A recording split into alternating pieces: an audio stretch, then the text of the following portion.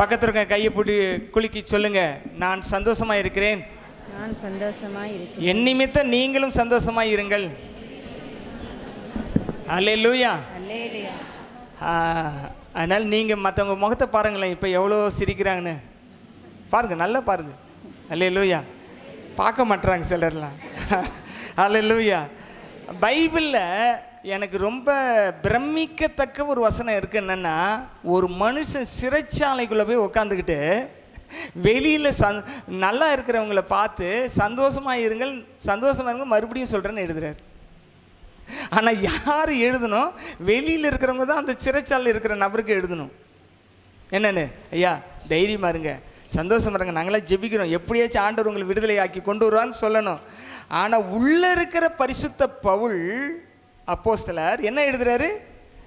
சபையாருக்கு, பிலிப்பியருக்கு எழுதுறாரு, சந்தோஷமாக இருங்கப்பா, மறுபடியும் சொல்கிறேன் சந்தோஷமாக இருக்கேன். இவர் சொல்லும்பொழுது அவன் சந்தோஷமாக இல்லாமல் இருப்பானா? கண்டிப்பாக சந்தோஷமாக இருப்பேன். அவரே சந்தோஷமாக இருக்கும்பொழுது சிறைச்சாலையில் நான் ஏன்பா சந்தோஷமாக இருக்க மாட்டேன்? ஹல்லேலூயா, ஹல்லேலூயா. நம்ம யார் எந்த சூழ்நிலை என்ன சொல்கிறாங்கன்றது ரொம்ப முக்கியம். அதை நம்ம அப்படியே ஃபாலோ பண்ணணும். ஹல்லேலூயா, ஹல்லேலூயா. சரி, இன்றைக்கி நம்ம என்ன தியானிக்க போகிறோம் என்று சொன்னால், வாக்குத்தத்த வசனத்தினுடைய இன்னொரு கோணத்தில் நம்ம பார்க்க போகிறோம். 1 சாமுவேல் 26:25 என் குமாரனாகிய தாவீதே, நீ ஆசீர்வதிக்கப்பட்டவன், மென்மேலும் நீ பெரிய காரியங்களை செய்வாய், மென்மேலும் பலப்படுவாய். 3 ஆசீர்வாதங்கள் இதில் இருக்கு. ஹல்லேலூயா. 3 ஆசீர்வாதங்கள் இதில் இருக்கிறது. ஹல்லேலூயா. நல்லா கவனிங்க. ஆண்டவர் மென்மேலும் பலப்படுவாயின்னு சொல்லிட்டாக்க உங்களை பார்த்து, அதை யாராலையும் தடுக்க முடியாது. கர்த்தர் செய்கிறத யாராலையும் தடுக்க முடியாது. நீங்கள் கடைசி அதிகாரம், யோபு கடைசி அதிகாரம் பார்த்தீங்கன்னா, அதில் 2ஆம் வசனத்தில் 42:2 என்ன சொல்லியிருக்குன்னா, தேவரீர் சகலத்தையும் செய்ய வல்லவர், நீர் செய்ய நினைத்தது தடைபடாது என்பதை அறிந்திருக்கிறேன். அப்ப என்ன பண்ணணும் தேவ பிள்ளைங்க? என்ன செய்ய தேவன் விரும்புகிறாரோ அதுக்கு பின்னாடி போனீங்கன்னா தடை இல்லாமல் நடக்கும். எல்லாவற்றுக்குமே ஆண்டவருடைய அப்ரூவ்டு டைம்னு ஒன்று இருக்குது, அங்கீகரிக்கும் நேரம்னு ஒன்று இருக்குது. அந்த நேரத்தில் தான் அவர் அங்கீகரிப்பார். அவரே சொல்லியிருந்தாலும் அவருடைய அங்கீகரிக்கும் நேரத்தில் தான் உங்களுக்கு அதை செய்வார். வீடு கட்டுவேனா கட்டுவீங்க, ஆனால் அவசரப்படக்கூடாது, காத்திருக்கணும். கரெக்டான நேரத்தில் கர்த்தர் செய்வார். அல்லேலூயா.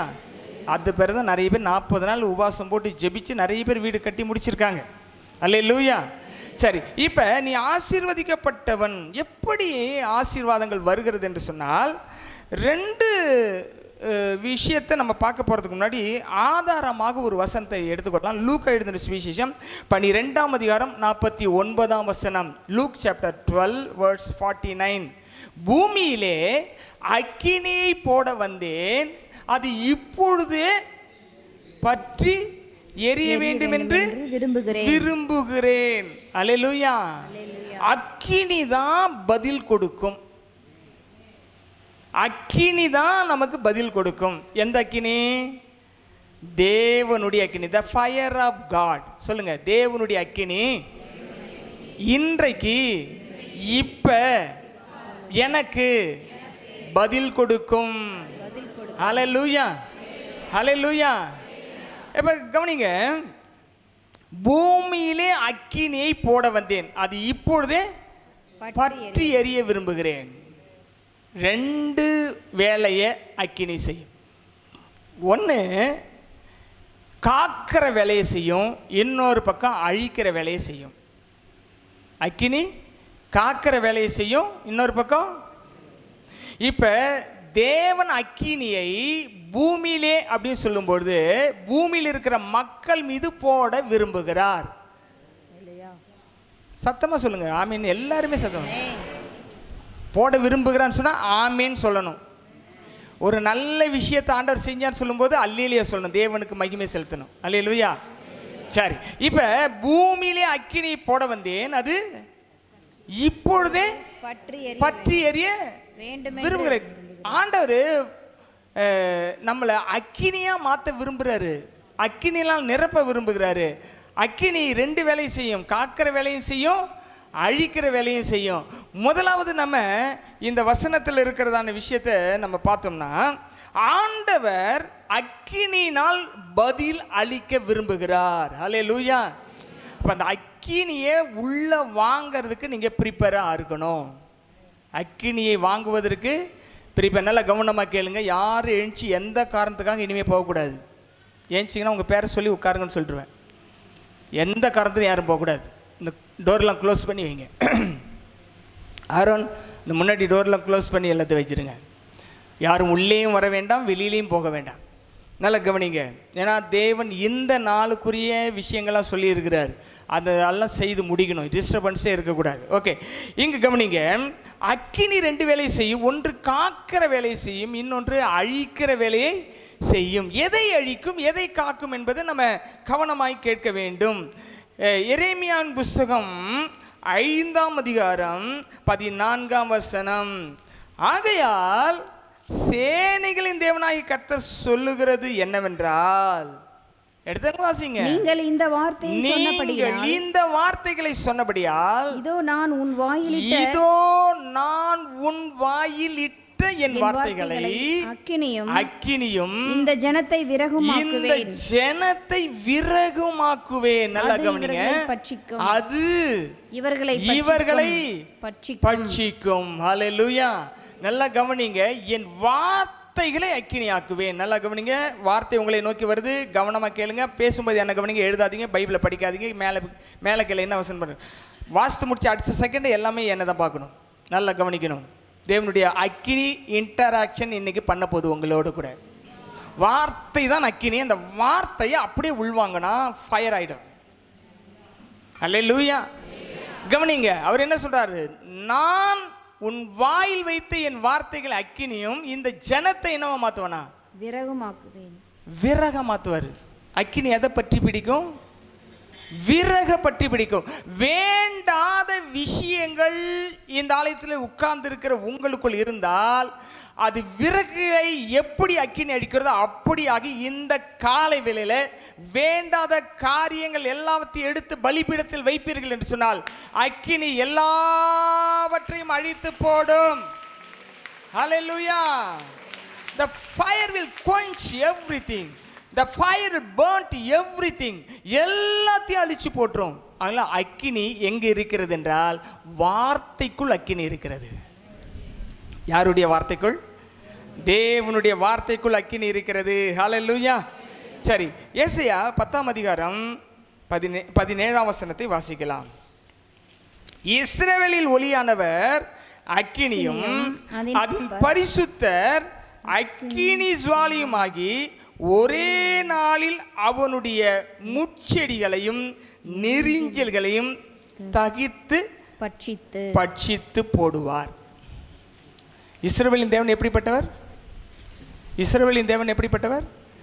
அக்கினி ஒளியானவர் பிளஸ் அக்கினி ஜுவாலை. எவ்வளோ ஹைட்டுக்கு எரியும் தெரியாது. ஜுவாலை, ஃபயர்லேருந்து மேலே வர ஃப்ளேம், ஜுவாலை, ஃபயர் ஃப்ளேம். ஆண்டவர் அக்கினி, அவர் வார்த்தை அக்கினி. என்னத்தை எரிக்க விரும்புகிறாருன்னா 2 விஷயத்தை இங்கே நோட் பண்ணுறாரு. ஒன்று முட்செடிகள், இரண்டாவது நெரிஞ்சில்கள். முட்செடி எப்பொழுதுமே பயிர் வளருவதை குத்தி ஸ்டாப் பண்ணக்கூடியது, ஒரு நன்மையை ஸ்டாப் பண்ணக்கூடியது, ஒரு வளர்ச்சியை ஸ்டாப் பண்ணக்கூடியது. எது? முள்செடி. பாருங்கள், முள்செடிக்கு நடுவில் விதை விதைக்கப்பட்டது, முள்செடி நெருக்கி போட்டதுன்னு சொல்லியிருக்கு. அந்த மாதிரி நெருக்கங்களை எல்லாம் தேவனுடைய வார்த்தை இன்றைக்கு பட்சித்து போடும். ஆமீன். எல்லாரும் சத்தமாக சொல்லணும். நல்லா சொல்லி பழகுங்க. சொல்லுங்க, சத்தமா சொல்லுங்க. இன்னும் சத்தமா சொல்லுங்க. அல்லேலூயா. முட்செடிகளையும் நெரிஞ்சல். நெரிஞ்சல் எவ்வளோ தம்மத்தோண்டு தான் இருக்கும். அதனுடைய முள் காலில் பிடிச்சிட்டு அப்படியே குடையும். அதில் நடக்கவே முடியாது. முள்ளு குத்துனாங்க பிடிங்க எரிஞ்சல். இது குத்துச்சுன்னா ரொம்ப வலிக்கும். முட்செடி நெரிஞ்சல்களை தேவனுடைய வார்த்தையாகிய அக்கினி இன்றைக்கு பட்சித்து போடுகிறது. விசுவாசத்தோடு, விசுவாசத்தோடு, விசுவாசத்தோடு, விசுவாசத்தோடு பெற்றுக்கொள்ளுங்கள். பட்சிக்கிறது முட்செடிகளையும் நெரிஞ்சல்களையும் அக்கினி. ஹல்லேலூயா, ஹல்லேலூயா. அப்ப தேவன் தான் தன்னுடைய வார்த்தையின் மூலமாய் தேவையற்றவைகளை அழிக்கிறார், தேவையானதை காக்கிறார். நம்மளை அழிக்கிறதுக்கு இல்லை, நம்மளை ரட்சிக்க தான் வந்தார். சீசர்கள்லாம் ஒரு சொல்லுவாங்க, ஒரு சூழ்நிலை, ஐயா சொல்லுங்க, ஆளுக்கு ஒரு கத்தி எடுத்துகிட்டு போய் எல்லாம் பார்த்துருவோம் ஒரு கை அப்படின்வாங்க. அவர் சொல்லுவார், மனுஷகுமாரன் ஜீவனை காக்க தான் வந்தாரே தவிர அழிக்க வரல. பட்டயத்தை எடுக்கிறேன், பட்டயத்தினால் மட்டும் பட்டயத்தை உன் உரையில் போட்டுன்னு சொல்லுவார். அல்லேலூயா. நம்மை காக்கும் தேவனவன். அல்லேலூயா. ஒரு அழகான பழைய பாடல் இருக்கு, காப்பா உன்னை காப்பார், காப்பவர் காப்பார், இன்றும் இனிமேல் காத்திடுவார், கலங்காதே மனமே காத்திடுவார், கண்டுன்னை அழைத்தவர் கரமதை பாரவர் கைவிடாதிருப்பார், கண்டுன்னை அழைத்தவர் கரமதை பாரவர் கைவிடாதிருப்பார்,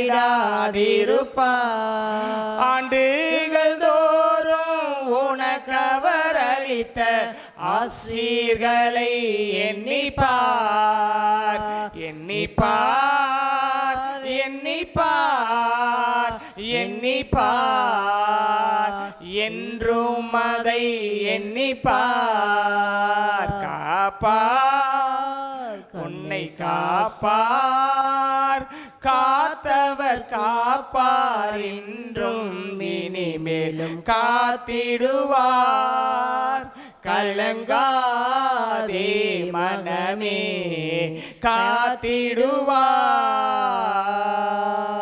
அல்லேலூயா. நம்மை தேவன் காக்கிற தேவனாய் இருக்கிறார்.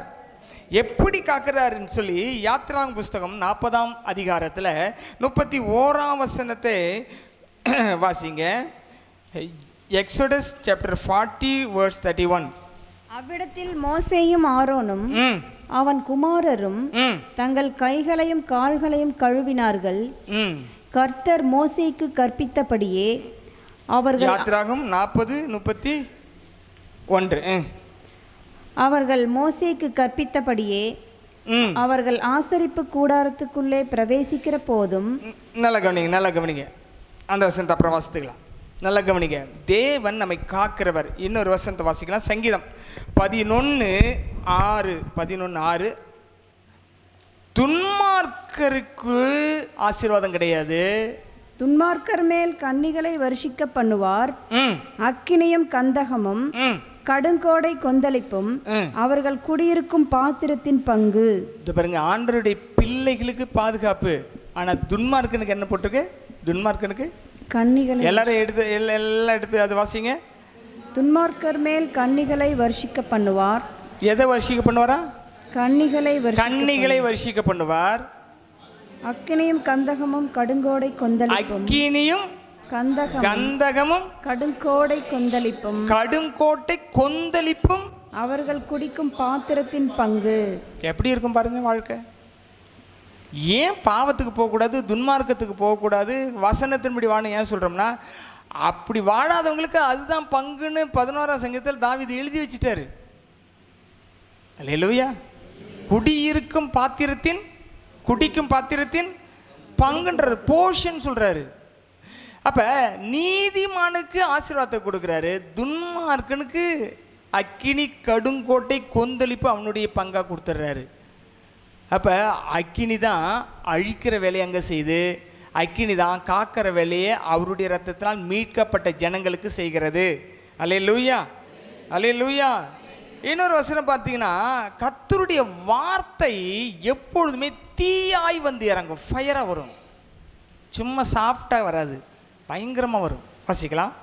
உபதியா 1:18. நம்மை தேவன் அக்கினியாக மாற்ற விரும்புகிறார்.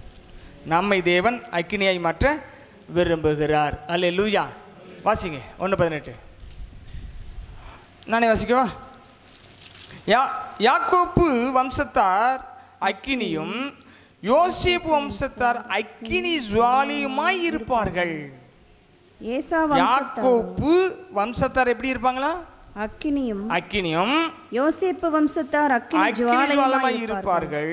ஏசா வம்சத்தாரோ வைக்கோல் துரும்பாய் இருப்பார்கள். அவர்கள் இவர்களை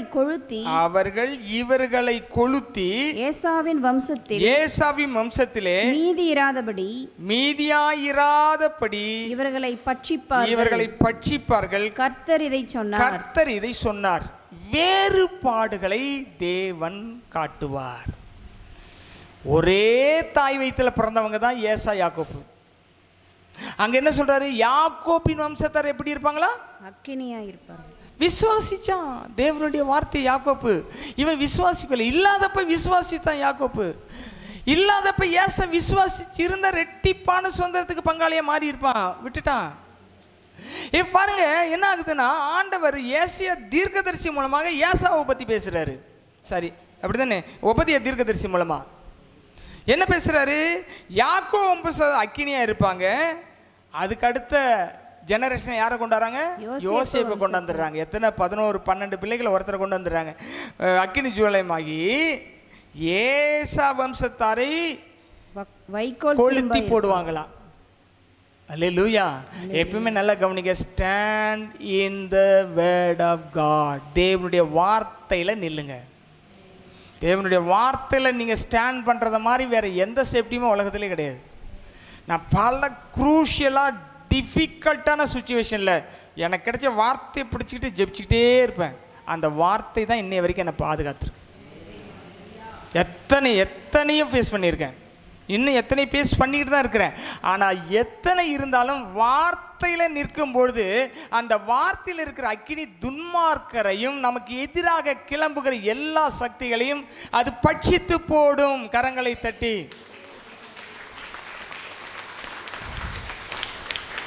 மேலே போட்டிருக்கு பாருங்க. அவர்கள் இவர்களை கொளுத்தி. எப்படி போட்டிருக்கு? அவர்கள்னா யாக்கோப்பு யோசேப்பு சந்ததியார். இவர்களை கொளுத்தி ஏசாவி வம்சத்தில் மீதியாயிராதபடி இவர்கள் பட்சிப்பார்கள். கர்த்தர் இதை சொன்னார். வார்த்தையிலே நில்லுங்க. வார்த்தையில் தான் அக்கினி இருக்கிறது. அது உங்களை பாதுகாக்கும், எதிரியை அழிக்கும். அல்லேலூயா. இஸ்ரவேல் ஜனங்கள் பிரயாணப்பட்டு வரும்பொழுது பகலில் மேகமாகவும் இரவிலே அக்கினி ஸ்தம்பமாகவும் அவர்களோடு கூட வழி நடத்தி கொண்டே போனார். அக்கினி வெளிச்சத்தை கொடுக்கும், பாதுகாக்கும். பகலில் நிழல் நமக்கு கால் சுடாதபடி, தலை சுடாதபடி, வேர்க்காதபடி பாதுகாக்கிறது. இந்த மாதிரி 2 in 1 எங்கே இருக்குது? பகலில் அதே மேகம்தான், அதே தேவன் நிழலாக மாறுறாரு. இரவில் வெளிச்சம் கொடுக்குற வெளிச்சம் அக்கினியாக மாறுறாரு. நம்முடைய தேவன் அக்கினியினால் பதில் அளிக்கிற தேவன். அல்லேலூயா, அல்லேலூயா. சரி, இப்போ லூக்கா எழுதின சுவிசேஷம் 12ஆம் அதிகாரத்தில்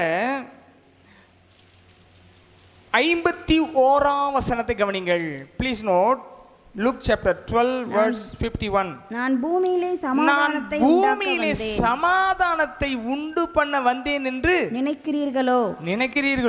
சமாதானத்தை அல்ல, பிரிவினையே உண்டாக்க வந்தேன் என்று உங்களுக்கு சொல்லுகிறேன். என்ன அப்படி வசனம் வந்துருச்சு? என்ன உண்டாக்க வந்தாரா? பிரிவினை. அக்கினியை பெற்றவனுக்கும் அக்கினியை பெறாதவனுக்கும் டிஃப்ரெண்ட் உண்டாக்குறது தான் வந்தார். உங்களுக்கு புரியுற மாதிரி சொன்னா, அவருக்கு சொந்தமானவர்களுக்கும் அவருக்கு சொந்தம் இல்லாதவர்களுக்கும் ஒரு பிரிவினை வரும். அது நல்ல பிரிவினை. உபதேசத்தை கை கொள்றவனுக்கும் உபதேசத்தை கை கொள்ளாதவனுக்கு பிரிவினை வரும். அது நல்ல பிரிவினை. அவர் சொல்றாரு, என்ன சொல்றாரு? பூமியில சமாதானத்தை உண்டாக்க வந்தேன் என்று நினைக்கிறீர்களோ? எல்லாரோடையும் ஐக்கியமா இருங்கன்னு சொல்லல, பரிசுத்தவான்களோட ஐக்கியமா இருங்கன்னு பைபிள் சொல்லுது. எல்லாரோடைய அன்பா இருங்க, தப்பு இல்லை. ஆனால் எல்லாரோடைய ஐக்கியமாக இருக்க முடியாது. தேவனுடைய பிள்ளைகளோடு தான் ராபோஜன் எடுக்கிறதுல ஐக்கியப்படுறோம். அது என்னன்னா பரிசுத்தவான்களின் ஐக்கியம். ஏன் இந்த வார்த்தை ஆண்டவர் சொல்றேன்னா, தன்னுடைய பிள்ளைகள், தன்னால் தெரிந்து கொள்ளப்பட்டவர்கள், இஸ்ரவேல் ஜனங்களுக்கு சொல்லும்போது சொல்ற அவர்கள் தனித்து வாசம் பண்ணும் ஜனம் அப்படின்னு சொல்றாரு. பிலேயாம் மூலமாக சொல்றாரு. கர்த்தர் இஸ்ரவேலை ஆசீர்வதிப்பது தான் கர்த்தருக்கு பிரியம். அவர்கள் தனித்து வாசம் பண்ணக்கூடியவர்கள். அவர்கள் மற்றவர்களோடு கலந்து போனால் அழிக்கப்பட்டு போயிடுவார்கள். ஆகவே கர்த்தர் உங்களை எதுக்கு அழைச்சிருக்கிறாரு, எப்படி அழைச்சிருக்காரோ அதில் நிற்கணுமே தவிர, மாமா வந்துட்டவா இன்றைக்கி ஒரு நாள் சினிமாவுக்கு போயிட்டு வரலான்னு மாமா கூட சினிமாவுக்கு போயிடுவார். சரி சார், மாமா கூட்டிகிட்டு போனார். பசங்க சொல்ல மாமா கூப்பிட்டு போயிட்டாருங்க, அது சூப்பரான படமாக இருந்துச்சு, நல்ல படமாக இருந்துச்சு, பார்த்துட்டு வந்தேங்க, போச்சு, அவ்வளோதான், முடிஞ்சு போச்சு. அப்போ அங்கே என்ன உண்டாக்க வருவார்? அங்கே உனக்கு மாமனுக்கு பிரிவினை உண்டாக்க தான் வருவார். ஏய் போகாதரா, நீ ஏன் பிள்ளைன்னு சொல்லி உட்கார வைப்பார். கூப்பிடுவாங்க, கிடா வெட்டுக்கு போயிட்டு நல்லா என்ன சூப்பர் கிடா வெட்டியிருக்காங்க, நல்லா சாப்பிட்டு வந்துடலாம், ஜபம் பண்ணிட்டு சாப்பிட்லாம்ப்பா, உனக்கு முன்னாடி வைத்தது புசி, வசனமெல்லாம் நிறைய சப்போர்ட்டாக வரும். அங்கே பிரிவினை உண்டாக்குவார். நீ அங்கே போ, நீ இங்கே போ. அப்படியே மீறி போச்சுனாலும் ஸ்டாப் ஆகிடும். பிரிவினை என்பது தேவனுக்கு பிரிவில்லாத காரியத்தை செய்வதற்கு நீங்கள் இன்னொருத்தரோடு இசைந்து போகும்பொழுது அங்கே பிரிவினை உண்டாக்க தான் வருவார், சமாதானத்தை உண்டாக்க வர மாட்டார். எப்பயுமே தவறான விஷயத்தோடு காம்ப்ரமைஸ் ஆகிங்க, அட்ஜஸ்ட் பண்ணி போங்க, உலகத்தில் தானே வாழ்கிறீங்க போங்க அப்படின்னு ஆண்டவர் என்றைக்குமே போதிச்சது இல்லை. நீதி நிமித்தம் துன்பப்படுகிறவர்கள் பாக்கியவான்கள். அப்படின்னா அங்கே போகலைன்னா அவன் உன்னை பகைப்பான், துன்பப்படுத்துவான். அந்த துன்பத்தை ஏற்றுக்கொண்டால் நீ பாக்கியவான். எதுக்காக வந்தார்? எதுக்காக வந்தார்? நிறைய பர்பஸ் எழுதியிருக்கு. இங்கே எதுக்காக வந்தார்? பூமியில் சமாதானம் கொடுத்துட்டு போலான்னு வந்தேன்னு நினச்சிங்களா? அப்படிலாம் இல்லையா, பிரிவினை உண்டாகவும் வந்தார். சமாதானம் கொடுக்கவும் வந்தார். ஏற்றுக்கொள்கிறவனுக்கு, ஏற்றுக்கொண்டவன் ஏற்றுக்கொள்ளாதவனோடு இணைந்து கெட்டு போகக்கூடாதுன்றதுக்காக ரெண்டு பேர்த்துக்கும் பிரிவினை உண்டாக்க வந்தார். அந்த பிரிவியை தான் ஏசாவுக்கும் யாக்கோவுக்கும் போட்டு காமிக்கிறாரு. இந்த பார் ஏசா அவன் லைஃப்பை பாரு, யாக்கோ பாரு, ரெண்டு பேரும் பிரித்து விட்டார். இவன் அவனை கொளுத்துவான்னு சொல்லிட்டாரு. எங்கே என்ன சொல்கிறாரு? பூமியில் சமாதானத்தை உண்டாக்க வந்தேன் என்று எண்ணுகிறீர்களா? அப்படி அல்ல, பிரிவினை உண்டாக்க வந்தேன். புரியுதா? எதுக்கு பிரிவினைன்னா போய் நீங்கள் எல்லாத்துக்கூட சண்டை கட்டுறதுக்கு இல்லை, தேவனுக்கு பிரியமில்லாத காரியம், வசனத்துக்கு ஒவ்வாத காரியங்கள் உங்களுக்கு சோதனையாக வரும்பொழுது அங்கு என்னதான் நீங்கள் உண்டாக்கணும், என்னதான் உண்டாக்கி ஆகணும்?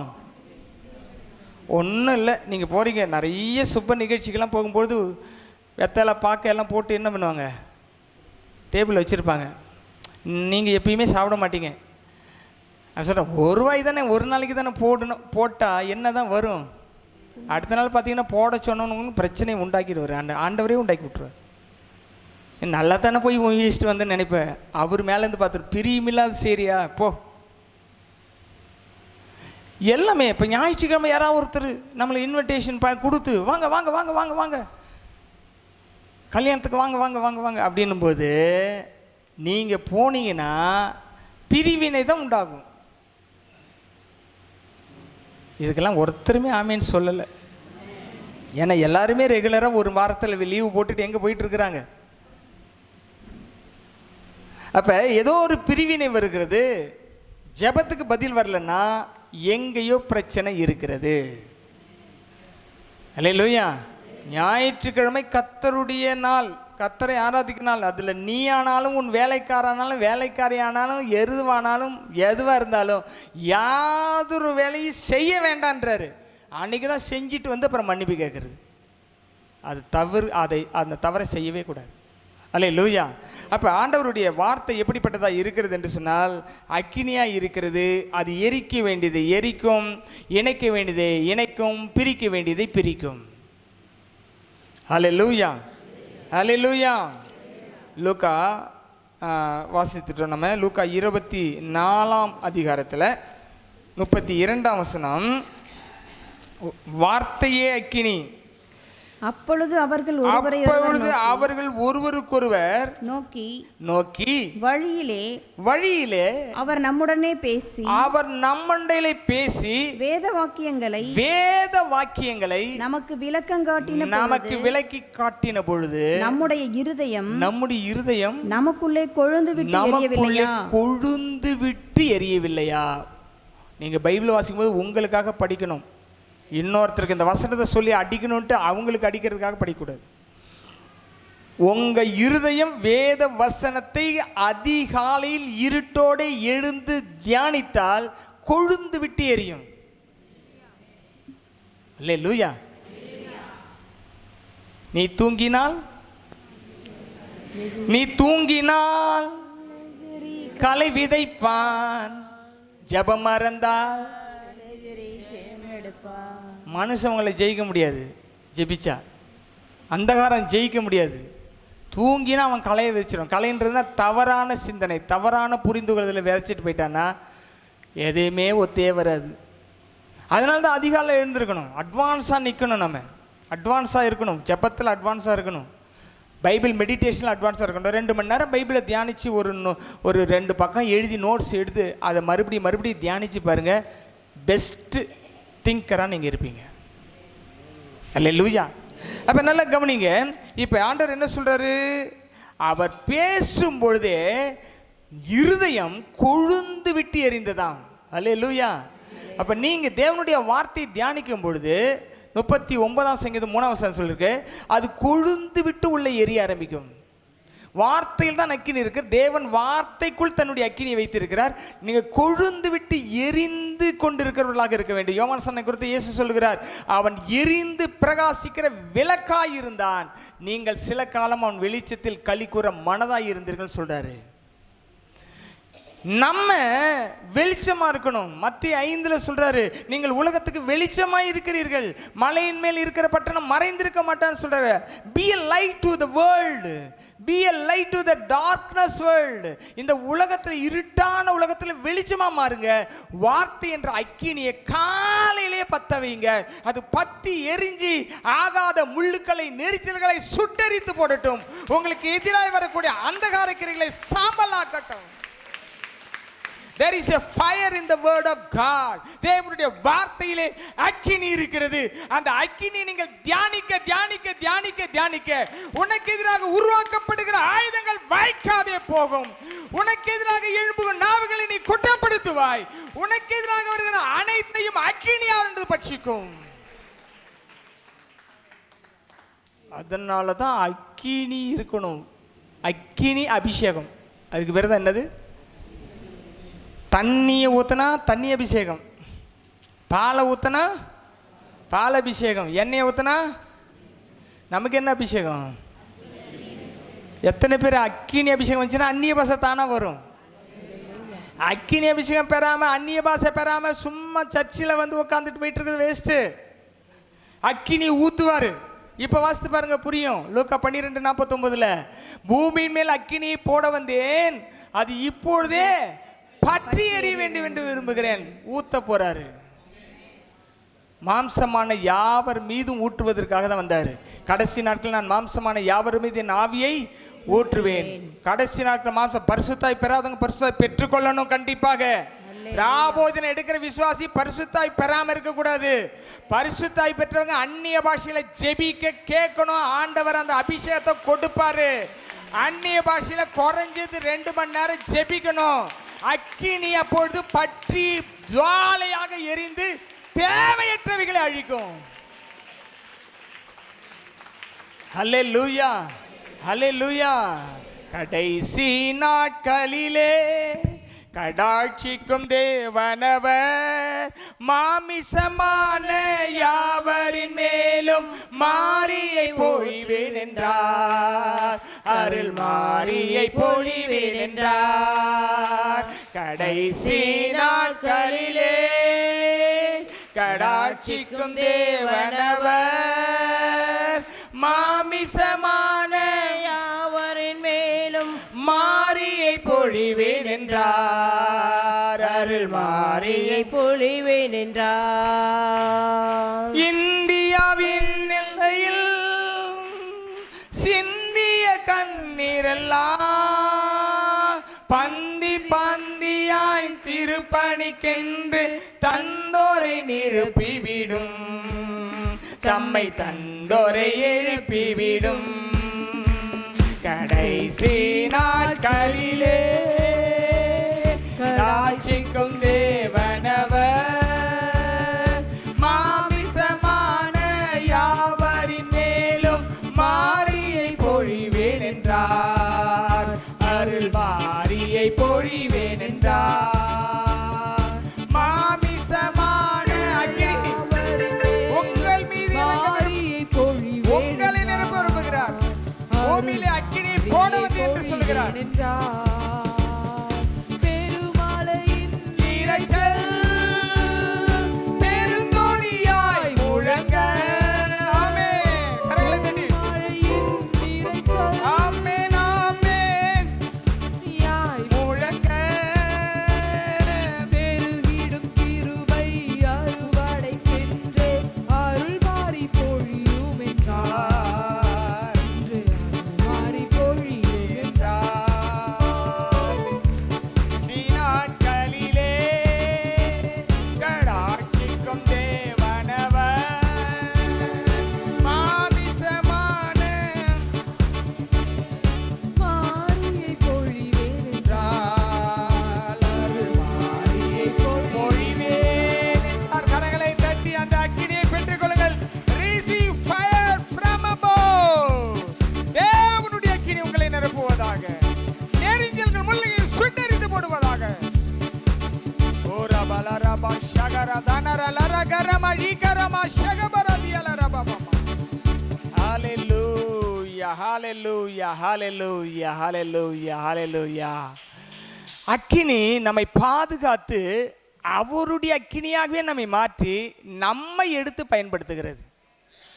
ஆனால் அழிக்கும் அக்கினி கீழ்ப்படியாதவர்களை அழித்து போடுகிறது. வாசிக்கலாம். லூக்கா 17ஆம் அதிகாரம் 29ஆம் வசனம்.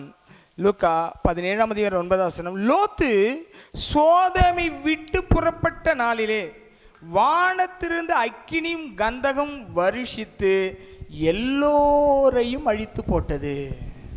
வாசித்து பாருங்க, என்ன போட்டிருக்கு? லோத்து சோதோமை விட்டு புறப்பட்ட நாளிலே லோத்து சோதோமை விட்டு புறப்பட்ட நாளில் வானத்திலிருந்து அக்கினியும் கந்தகமும் வருஷித்து எல்லாரையும் அழித்து போட்டது. எல்லாரையும் அழிச்சு போட்டது. பார்த்தீங்களா? சோதேம் குமாருடைய பாவம் வானத்துக்கு எட்டினதினாலே நீதிமானாகிய லோத்தையும் அவன் குடும்பத்தையும் காப்பாற்றி விட்டு மீதி எல்லாத்தையும் அக்கினி பட்சித்து போட்டது. அதே போல நாம இந்த கடைசி நாட்கள் வாழ்றோம். சபை எடுத்துக்கொள்ளப்பட்ட பிறகு இந்த பூமியானது அக்கினியினால் அழிக்கப்பட்டுவிடும். அல்லேலூயா, அல்லேலூயா. வாசித்து பாருங்கள். 2 பேதுருவின் புஸ்தகம் 3ஆம் அதிகாரம் 10ஆம் வசனத்தை வாசிக்கிறேன். கர்த்தருடைய நாள் இரவிலே திருடன் வருகிற விதமாய் வரும். அப்பொழுது வானங்கள் மடமட என்று அகன்று போகும், பூதங்கள் வெந்து உருகிப்போம், பூமி அதுல கிரிகள் யாவும் கிரிகளும் அழிந்து போம். இப்படி இவைகள் எல்லாம் அழிந்து போகிறவைகளாய் இருக்கிறபடியினால், இப்படி இவைகள் எல்லாம் வானம் அழிய போது, பூமி எழுப்போது, பூமியில் இருக்கிற சத்துவங்கள் வானத்திற்கு எல்லா கிரியும் அழிய போது அழிந்து போகிறார். நீங்கள் எப்படிப்பட்ட பரிசுத்த நடக்கையும் தேவ பக்தி உள்ளவர்களாக இருக்க வேண்டும். இந்த உலகத்தை விட்டு பரலோக ராஜ்யத்துக்குள்ள பிரவேசிக்கக்கூடிய ஒரு வாய்ப்பை பெற்ற நாம எப்படிப்பட்ட பரிசுத்தமா இருக்கணும்? சும்மா உலகத்தார மாதிரி வாழ்ந்துட்டு கூடாது.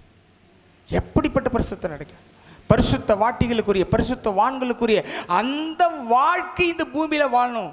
ஏன்னா அழியக்கூடிய உலகத்துல நாம் பாதுகாக்கப்பட்டுக்கிட்டு வரோம். அதுக்கு கீழே பாருங்க, தேவனுடைய நாள் சீக்கிரமாய் வரும்படிக்கு மிகுந்த அவளோட காத்திருங்கள். அல்லேலூயா. எத்தனை பேர் நாளைக்கு ஆண்டவர் வந்தா பரவாயில்லன்னு சொல்றவங்க மட்டும் மெதுவா கையை உயர்த்தி அல்லேலூயா. எப்ப எல்லாருமே நாளைக்கு வந்துடல சொல்றீங்களே, எப்ப வந்துருங்க அப்ப. அல்லேலூயா, அல்லேலூயா. அப்புறம் என்ன போட்டிருக்கு? காத்திருங்கள். அந்த நாளிலே வானங்கள் வெந்து அழிந்து பூதங்கள் எரிந்து உலகு போகும். அவருடைய வாக்கு தத்தத்தின்படியே நீதிவாசமாயிருக்கும். புதிய வானங்களும் புதிய பூமியும் உண்டாகும் என்று காத்திருக்கிறோம். இந்த எக்ஸ்பெக்டேஷனோட தான் முதலாம் நூற்றாண்டு கிறிஸ்தவர்கள் வாழ்ந்தாங்க. நாமளும் இந்த கடைசி நூற்றாண்டுல அப்படிப்பட்ட சிந்தனையோடு வாழ்ந்தோம். அதுக்கு கீழே போட்டிருங்க, ஆகையால் பிரியமானவர்களே, இவைகள் வர காத்திருக்கிற நீங்கள் கரையற்றவர்களும் பிழை இல்லாதவர்களுமாய் சமாதானத்தோடு அவருடைய சந்நிதியில் காணப்படும்படி ஜாக்கிரதையாயிருங்கள். வார்த்தை அப்படியே ஃபாலோ பண்ணணும். யாருக்கோ சொல்றதா கேட்டுட்டு இருக்கக்கூடாது. ஆண்டவர் எனக்கு நீங்கள் பேசிட்டு இருக்கிறதுக்காக ஸ்தோத்திரம். ஆண்டவர் எச்சரிக்கிறார். சீக்கிரம் ஆண்டவர் வர போறாருங்க. எல்லா காலத்தை விட இந்த காலத்தில் ஆண்டவர் என்னன்னா, அந்த இஸ்ரவேல் நாட்டில் இருக்கிற அந்த காசா பகுதியிலிருந்து மக்களை வெளியேற்றிக்கிட்டே இருக்கிறாங்க. வசனம் சொல்லுது, எருசலேம் புறஜாதிகளால் மிதிக்கப்படும் காலம் வரைக்கும் ஆண்டவருடைய வருகை தாமதமாகன்னு எதிர்பார்க்கலாம். இஸ்ரவேல் புறஜாதிகள் மிதிக்கப்படாமல் போகும் நேரம் வரும்பொழுது புறஜாதியாரின் காலம் நிறைவேறுவதற்கு அடையாளம். புறஜாதியாரின் காலம் நிறைவேறுதின் அடையாளம் என்னன்னா, சுவிசேஷம் அறிவிக்கப்பட்டு மக்கள் ரட்சிக்கப்பட்டு ரகசியவர்களை எடுத்து கொள்ளக்கூடிய காலம் வந்துருச்சுன்னு அர்த்தம். அந்த எருசலேம் பகுதியை விட்டு எல்லாம் வெளியேற்றப்பட்டுட்டாங்கன்னா ஒருத்தரும் அந்நியர் எங்கே பிரவேசிக்க முடியாது, அந்த இடத்துக்கு பிரவேசிக்க முடியாது. ரொம்ப முக்கியமான காலத்தில் வந்திருக்கோம். ஒவ்வொரு நியூஸையும் நான் கேட்கும்பொழுது நான் ரொம்ப பயப்படுறேன். வருகையில் என்ன நான் இழந்து போயிடக்கூடாது, என் குடும்பத்தை இழந்து போயிடக்கூடாது, என் சபையை இழந்து போயிடக்கூடாது, ஒரு சின்ன குழந்தைய கூட இழந்து போயிடக்கூடாதுன்னு நான் ரொம்ப பயப்படுறேன். அந்த நாள் சீக்கிரமாக இருக்குது. அதனால தான் நம்ம எப்படி காத்திருக்கணுமா, மிகுந்த ஆவலோடே காத்திருக்க வேண்டுமா. 11ஆம் வசனத்தை மறுபடியும் வாசிங்க. இப்படி இவைகள் எல்லாம் அழிந்து போகிறா இருக்கிறபடியால் நீங்கள் எப்படிப்பட்ட பரிசுத்த நடக்கையும் தேவ பக்தி உள்ளவர்களாக இருக்க வேண்டும் என்று நமக்கு சொல்றார். அல்லேலூயா. இங்க பாருங்க, இப்போ என்ன பிரச்சனைன்னா 3 சாப்டர் 3 verse 3, முதலாவது நீங்கள் அறிய வேண்டியது என்னவென்றால், கடைசி நாட்களில் பரியாசக்காரர் வந்து தங்கள் சுய இச்சைகளின்படி நடந்து அவர் வருவார் என்று சொல்லுகிற வாக்குத்தத்தம் எங்கே? பிதாக்கள் நித்திரை அடைந்த பின்பு சகலமும் சிருஷ்டிப்பின் தோற்றம் முதல் இருந்த விதமா இருக்கிறதே. எங்கப்பா இயேசு கிறிஸ்து வரார் இன்றைக்கு வரவே மாட்டாருன்னு சொல்லிட்டு இருக்காங்க. நிறைய பேர் பரியாசம் பண்ணிட்டு கிண்டல் பண்ணிட்டு இருக்காங்க. பூர்வ காலத்தில் தேவனுடைய வார்த்தையினாலே வானங்களும் ஜலத்திலிருந்து தோன்றி ஜலத்திலே நிலை கொண்டிருக்கிற பூமியும் உண்டாயின என்பதையும், அப்பொழுதிருந்த உலகம் ஜலப்பிரளயத்தினாலே அழிந்தது என்பதையும் மனதார அறியாமல் இருக்கிறார்கள். மனசார அழிஞ்சு போனதை நினைக்காம இருக்கிறாங்க. இப்பொழுது இருக்கிற வானங்களும் பூமியும் அந்த வார்த்தையினாலேயே அக்கினிக்கு இரையாக வைக்கப்பட்டு, நல்ல கவனிங்க, அக்கினிக்கு இரையாக வைக்கப்பட்டு தேவ பக்தி இல்லாதவர்கள் நியாய தீர்க்கப்பட்டு அழிந்து போகும் நாள் வரைக்கும் காக்கப்பட்டிருக்கிறது. ஏன் பூமி இன்னும் ஃபுல்லா அழியலன்னா, பாவிகளை எல்லாம் பத்திரப்படுத்தி நியாயம் தீர்த்து அழிக்கிற வரைக்கும் இந்த பூமியை பாதுகாக்கிறார். நம்மளை என்ன செய்கிறாருன்னா, துன்மார்க்கன் மூலமாக இருக்கிற பாடுகள், உலகத்தார இருக்கிற பாடுகள், கஷ்டங்களை தாங்கி நம்ம உருவாக்கி மேலே எடுத்துக்கிறாரு. இவங்களை வச்சு அக்கினியில் விறக போட்டு எரிக்கிற மாதிரி எரித்து இந்த பூமியோட முடிச்சு போயிடுறாரு. வாழ்க்கை இங்கேயே முடிச்சு போகுது. ராஜா வருகிறார் ஆயத்தமாவோ, இயேசு வருகிறார் எதிர்கொண்டு செல்வோ. ராஜா வருகிறார் ஆயத்தமாவோம், இயேசு வருகிறார் எதிர்கொண்டு செல்வோ. பள்ளங்கள் எல்லாம் நிரம்பிட வேண்டும், மலைகள் குன்றுகள் தகர்த்திட வேண்டும், கோணலானவை நேராகணும், கரடானவை சமமாகணும். கரையில்லாமலே குற்றமில்லாமலே கர்த்தருக்காய் வாழ்ந்து முன்னேறுவோம். கரையில்லாமலே குற்றமில்லாமலே கர்த்தருக்காய் வாழ்ந்து முன்னேறுவோம். ராஜா வருகிறார் ஆயத்தமாவோம், ராஜா வருகிறார் ஆயத்தமாவோம், இயேசு வருகிறார் எதிர்கொண்டு செல்வோம், இயேசு வருகிறார் எதிர்கொண்டு செல்வோம்.